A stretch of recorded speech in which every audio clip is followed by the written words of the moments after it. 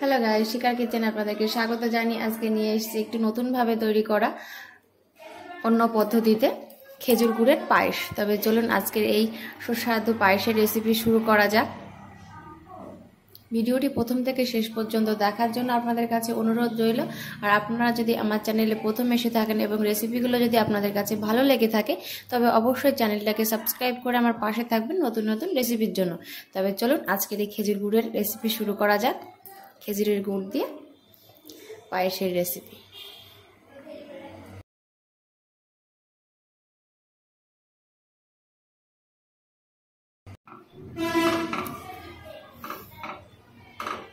তো বন্ধুরা, আজকে একটু অন্য ধরনের ক্ষীর বা পায়েসের রেসিপি আমি আপনাদের সঙ্গে শেয়ার করছি।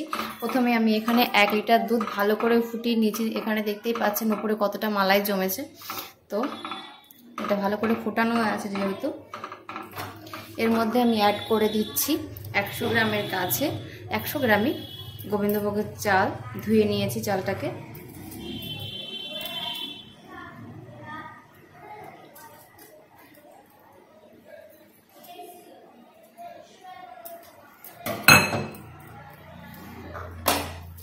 এবার ভালো করে একটু হাতা দিয়ে মিশিয়ে নিতে হবে।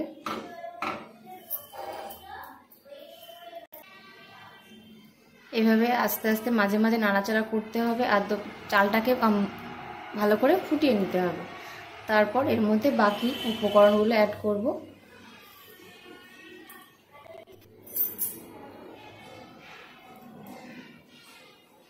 তো বন্ধুরা, এখানে চাল দেওয়ার পর দুধটা ফুটতে শুরু করে দিয়েছে।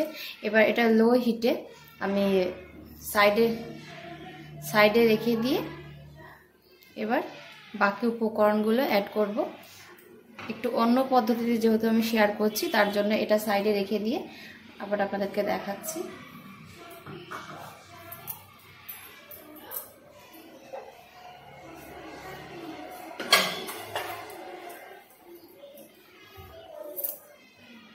এটা সাইডে করে দিয়ে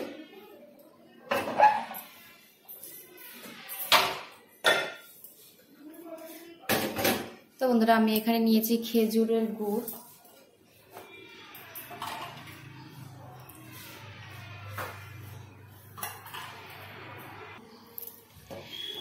গুড়ের মধ্যে দিয়ে দিচ্ছি 1/2 লিটার গরুর দুধ।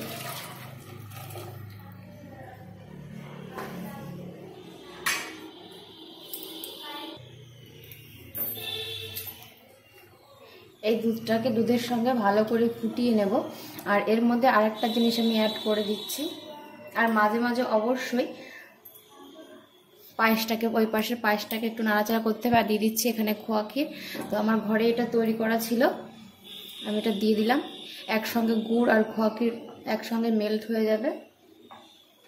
A few moments later. তো বন্ধুরা, এই পাশ থেকে ক্যামেরা দিয়ে একটুখানি দেখিয়ে দিচ্ছি। এখানে যে পায়েসটা অনেকটাই ফুটে গেছে। কি পাখি। আর এখানে এই যে দুধ আর খোয়াটা ভালোভাবে দুধের সঙ্গে মিশে গেছে। এবার এটা আমি পায়েসের মধ্যে অ্যাড করে দেবো। যেহেতু চালটা অনেকটা ফুটে গেছে। এই তো সোনা সোনা সোনা সোনা, এই তো বলো। এবার আমি গুড়ের দুধটা অ্যাড করে দিচ্ছি।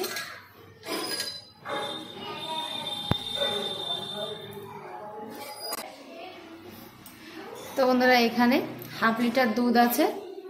এবার দুধটাকে পায়েসের সঙ্গে ভালো করে ফুটিয়ে নেব হাই ফ্লেমে।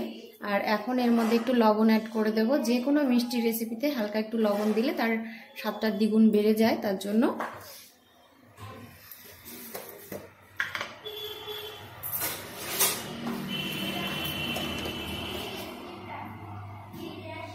দিয়ে দিচ্ছি লবণ।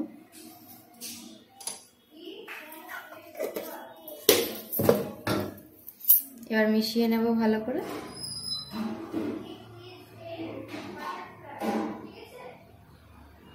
এবার পায়েসটা ফুটে ওঠার জন্য অপেক্ষা করব। আর মাঝে মাঝে অবশ্যই নাড়াচাড়া করে নিতে হবে, না হলে নিচ থেকে লেগে যাবে।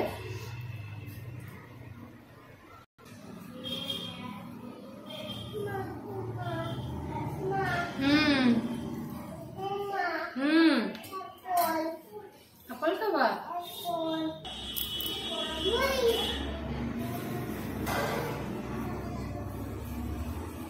A few moments later. তো বন্ধুরা এই যে গুড়টা মেশানোর পরে দেখুন পায়েসটাকে অনেকক্ষণ ফুটিয়ে নিয়েছি, আর এখন আমি দেখেছি ভাতটা পুরো ফুটে গেছে, মানে পায়েসের যে চালটা সেটা পুরো ফুটে গেছে। আর এর থেকে বেশি ঘন করবো না, যেহেতু এখন শীতকাল, এটা ঠান্ডা হলে পায়েসটা আর একটু ঘন হয়ে যাবে।